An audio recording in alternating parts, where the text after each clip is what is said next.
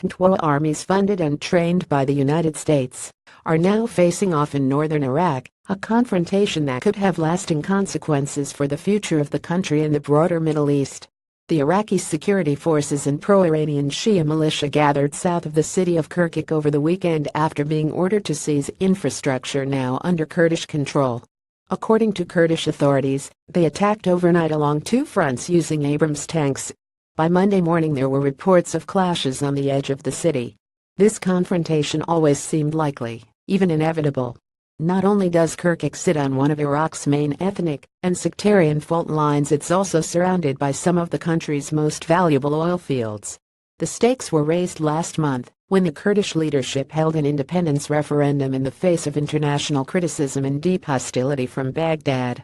The decision to extend the vote to disputed areas such as Kirkuk, outside Iraqi Kurdistan's accepted borders, made a bad situation worse. The city and its surroundings have long been a diverse area comprising Kurds, Arabs, and Turkmen. Kurds returned to Kirkuk in huge numbers after the overthrow of Saddam Hussein, and further entrenched their control in 2014 when repelling ISIS advances. Iraq's constitutional court ruled against the referendum, and Iraqi Prime Minister Haider al-Abadi called it illegitimate. But the vote went ahead.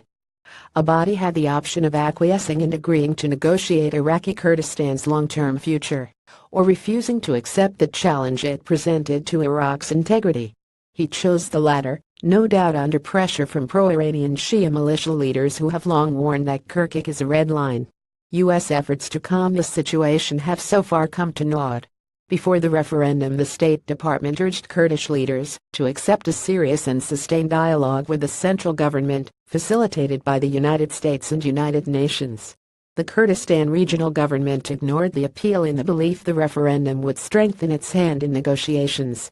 Clashes come days after Trump's Iran speech, nor has the United States been able to prevail upon Baghdad to exercise restraint. It may be no accident that the advance on Kirkuk came 3 days after U.S. President Donald Trump's speech on Iran and the designation of Iran's Islamic Revolutionary Guard Corps (IRGC) as a terrorist entity.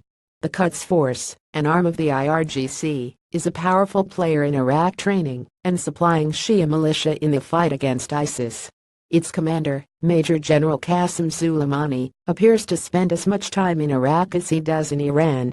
It would be rash to predict the course of these clashes.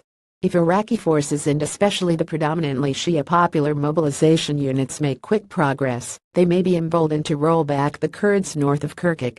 The Iraqi counter-terrorism services have said they have no intention of deploying into the city.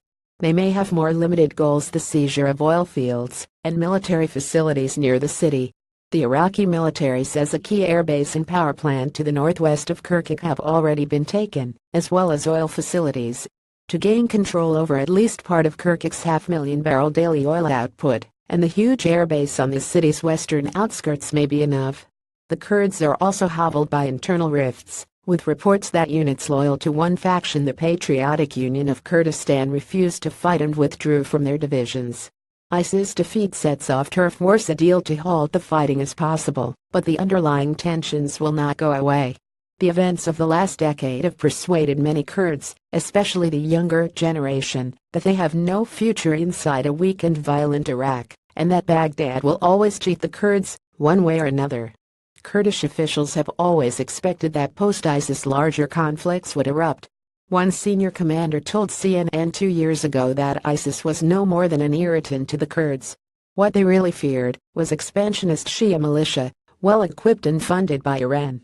ISIS now faces the loss of the last scraps of territory it holds in Iraq and Syria, to a US-backed force in Raqqa, and to the Syrian army near the Iraqi border. But its defeat is setting off multiple turf wars. For now, most of those are working out in Iran's favor.